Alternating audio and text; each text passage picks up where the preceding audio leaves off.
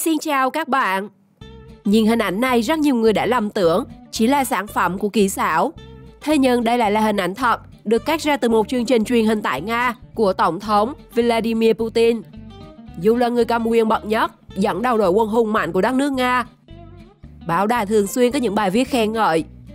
Tuy nhiên, vị lãnh đạo tối cao nào cũng có những mặt trái mà nhiều người chưa biết. Putin cũng vậy, ông có nhiều khía cạnh trong cuộc sống mà ngay cả báo chí cũng ít khi biết đến. Hãy cùng Thế giới hôm nay khám phá ngay 10 sự thật về Putin khiến bạn phải sốc nảy nhé.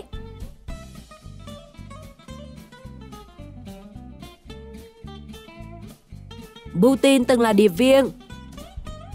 Tìm kiếm về xuất thân của Vladimir Putin trên khắp các trang mạng xã hội. Mọi người có thể biết được con đường chính trị của Putin đã được xác định từ rất lâu. Từ trước khi tốt nghiệp phổ thông, Putin đã ấp ủ ước mơ làm việc trong ngành tình báo. Ông từng đi tới phòng tiếp đón công dân của Cục Tình báo Liên Xô để tìm hiểu làm thế nào có thể trở thành một sĩ quan tình báo. Sau thời gian dài học tập và cố gắng, Putin đã được tuyển dụng bởi KGB, viết tắt của Ủy ban An ninh Quốc gia Liên Xô trước đây. Trong một bộ hồ sơ tuyệt mật chưa từng được công bố, nó đã tiết lộ khi còn dưới trướng KGB, Putin từng là một trong số các điệp viên trẻ tuổi, đầy tài năng, thường xuyên được khen ngợi và đánh giá cao từ các cấp lãnh đạo. Ông là người luôn không ngừng nâng cao trình độ chính trị, tư tưởng và chuyên môn của mình. Bên cạnh đó là trình độ võ thuật của cá nhân. Ít ai biết, ông chủ của Điện Kremlin đã đạt đai đen 8 đạn trong môn võ judo, đai 8 đạn trong môn karate, kyokushin và giành luôn đai 9 đạn trong môn võ taekwondo. Một thành tích mà các nhà cầm quyền hiện nay ít mà so lại được.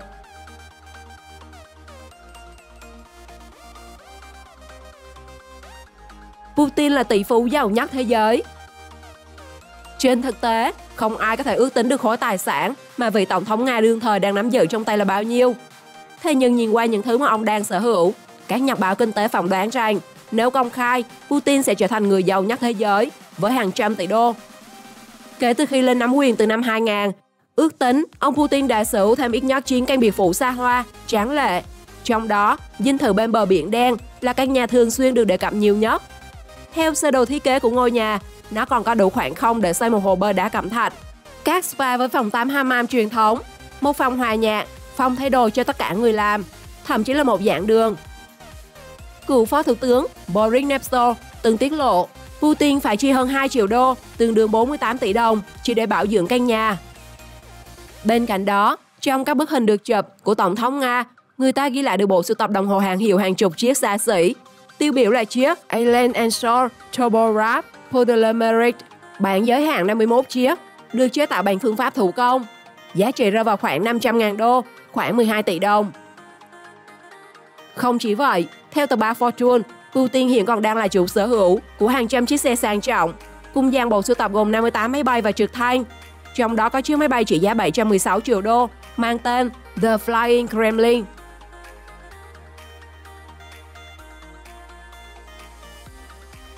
Cuộc sống xa hoa và rất kỳ dị. Là một vị tổng thống của một đất nước, các hoạt động thường nhật của người thường rất ít khi được tiết lộ ra bên ngoài. Tuy nhiên, Putin lại là một vị lãnh tụ được nhiều người biết đến với hài hước và gần gũi. Trong chương trình The Voice tại Nga, ông Putin đã khiến các ban giám khảo há hốc mồm khi quay bấm ghế chọn quay lại.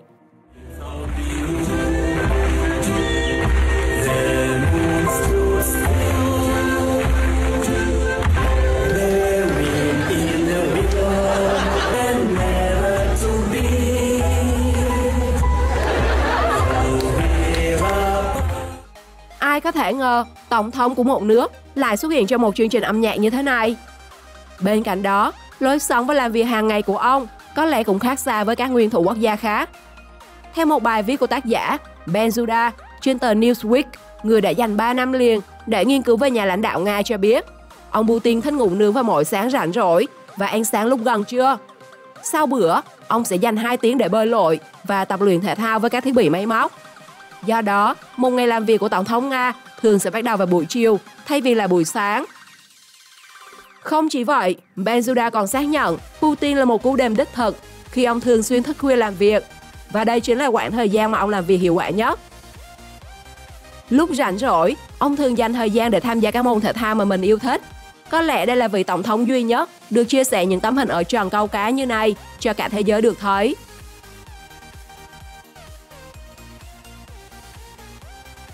Đoàn quân hacker. Có một sự thật mà không phải ai cũng biết. Đó là hơn 80% các phần mềm tải lậu, phần mềm crack tại Việt Nam đều có xuất xứ từ Nga. Trên các diễn đàn tải app máy tính, các dân sành sỏi cũng khuyến khích nên tải lại các trang của bạn Nga sẽ chất lượng hơn các web khác. Theo tờ báo Reuters, các quan chức phương Tây cho rằng chính phủ Nga dẫn đầu thế giới trong lĩnh vực tấn công mạng, cũng như sử dụng gián điệp mạng để theo dõi các chính phủ và ngành công nghiệp nước ngoài nhằm tìm kiếm lợi thế cạnh tranh. Cũng theo Reuters và các tờ báo khác, khoảng tháng 8, tháng 9 năm 2022, một nhóm hacker Nga có tên là Cold River đã nhắm mục tiêu vào 3 phòng thí nghiệm nghiên cứu hạt nhân ở Mỹ. Nhóm này đã tham gia hàng chục vụ hack nổi tiếng cùng với các nhóm khác trong những năm gần đây. Ngay cả Bộ Ngoại giao Anh, FBI hay NATO cũng trong tầm ngắm. Trước sự xâm lấn của các hacker Nga, tổ chức Anonymous, tổ chức hacker nổi tiếng, đã xâm nhập vào các trang mạng của Nga để phản công. Một nhóm hacker Nga đã đánh sập hẳn một trong những trang web của Anonymous, khẳng định không sợ một ai. Quốc gia nghiện rượu. Nếu bạn hỏi một người nước ngoài từ nào xuất hiện đầu tiên trong tâm trí khi họ nghe đến Nga, câu trả lời 90% là vodka. Đây là loại rượu cực kỳ phổ biến của đất nước này. Trung bình, một người ở Nga có thể tiêu thụ đến 18 lít một năm. Do đó mà cả danh bợm rượu đã đi với Nga trong suốt thời gian qua. Bạn nhiều khi còn chẳng biết là họ đang tỉnh hay đang say. Chỉ cần thích, vodka có thể xuất hiện ở bất cứ đâu.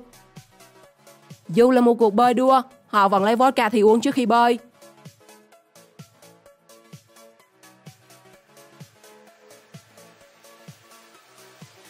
Việc uống rượu mang nhiều ý nghĩa trong văn hóa Nga, thậm chí là cả trong quân đội.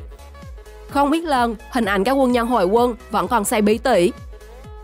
Duyệt súng mà làm phát như muốn tiễn biệt đồng đội thế này thì hơi bị rẽ ngang đấy.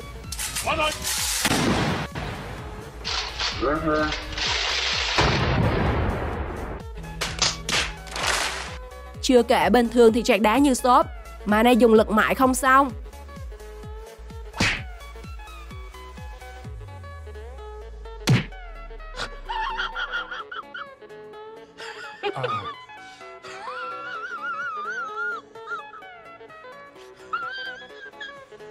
Tuy nhiên, việc uống quá nhiều rượu đang là một vấn đề nhức nhối trong xã hội Nga. Tỷ lệ người chết vì ngộ độc rượu ngày càng gia tăng. Trước vấn nạn đó, Tổng thống Putin đã phải ra sắc lệnh nhằm giảm tình trạng say xỉn tràn lan của người dân và cả trong quân đội.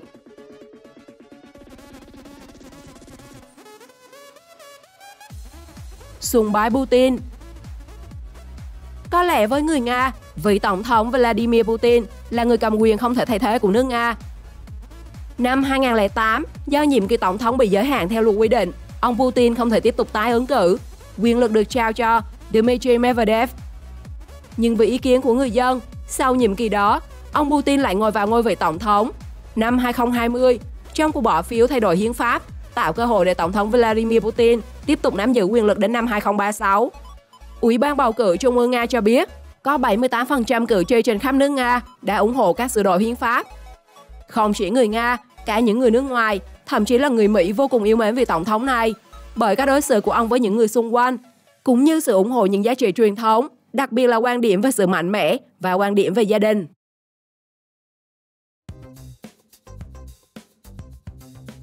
Nga dư thừa phụ nữ. Bạn có thấy con gái Nga có xinh đẹp không? Comment suy nghĩ cho mọi người biết nhé.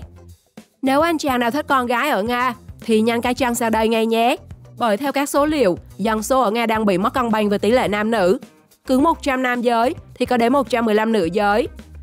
Đáng chú ý, đến độ tuổi 60, cứ một quý ông Nga thì có đến 2 phụ nữ. Và tỷ lệ chênh lệch ngày càng tăng mà chưa có dấu hiệu giảm sút. Các chuyên gia nhân khẩu học nhận xét, hiện tượng mất cân bằng giới ở Nga không phải lỗi của tâm lý lựa chọn giới tính như một số nước Á Đông. Vấn đề nằm ở tỷ lệ tử vong cao của cánh đàn ông nước này. Có lẽ bị các trận chiến tranh, những người đàn ông Nga phải tham gia hầu hết các trận chiến, từ đó dẫn đến việc tỷ lệ nam giới ngày càng giảm. Không chỉ vậy, Nga còn đang đối mặt với việc giảm thiểu dân số. Theo cơ quan thống kê liên bang Nga, Rosstat, tính đến đầu năm 2023, nước này có khoảng 146,45 triệu người. và số ca sinh vào tháng 4 2022 ở mức thấp nhất kể từ thế kỷ 18 đến giờ. Một báo động đáng chú ý của nhân dân Nga.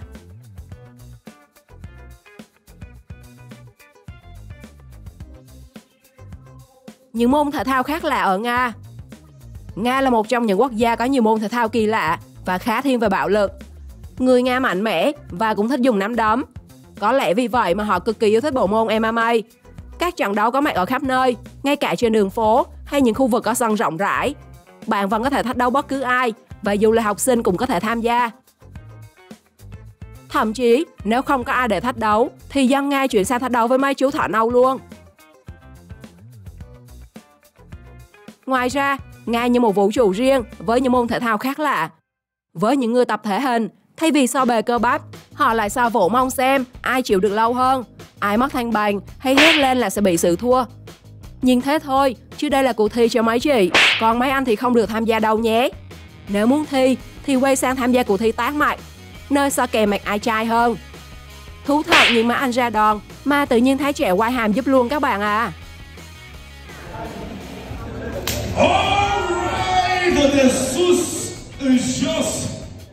Lính đánh thuê. Tại Nga, không chỉ có quân đội, mà họ còn có rất nhiều công ty tư nhân, công ty quân sự. Và kể từ năm 2014, số lượng các tổ chức này ngày càng tăng vọt. Hiện tại đã gần con số 30, đông đảo nhất trên thế giới. Mặc dù không được công nhận một cách chính thức, các công ty quân sự tư nhân đã dần có chỗ đứng ở Nga trong những năm gần đây. Đối với chính quyền Nga, những công ty này mang lại nhiều lợi ích, đặc biệt là chi phí vận hành thấp hơn so với quân chính quy, và vì họ không tồn tại một cách hợp pháp, cho phép Moscow thực hiện các cuộc chiến tranh hỗn hợp, trong khi phủ nhận sự tham gia của mình. Không hề tự ý hành động, các đội lính đánh thuê của Nga và nhà lãnh đạo của họ luôn duy trì mối quan hệ và phụ thuộc chặt chẽ vào bộ máy an ninh và chính quyền Nga. Nhóm Wagner đặc biệt nổi tiếng vì là tập hợp của các cựu sĩ quan tình báo quân đội Nga. Và trong chiến dịch quân sự với Ukraine, vai trò của họ ngày càng lớn. Thậm chí, nếu bạn dám lên tiếng chỉ trích các biệt đội đánh thuê, người đang song hành cùng quân đội Nga, thì bạn có thể bị bắt giam lên đến 15 năm tại Nga. Bạn nghĩ sao về những mặt tối của Putin và nước Nga hiện tại? Chia sẻ cảm nhận cho mọi người biết dưới phần bình luận nhé! Đừng quên đăng ký kênh để theo dõi thêm nhiều video thú vị khác. Chào tạm biệt và hẹn gặp lại!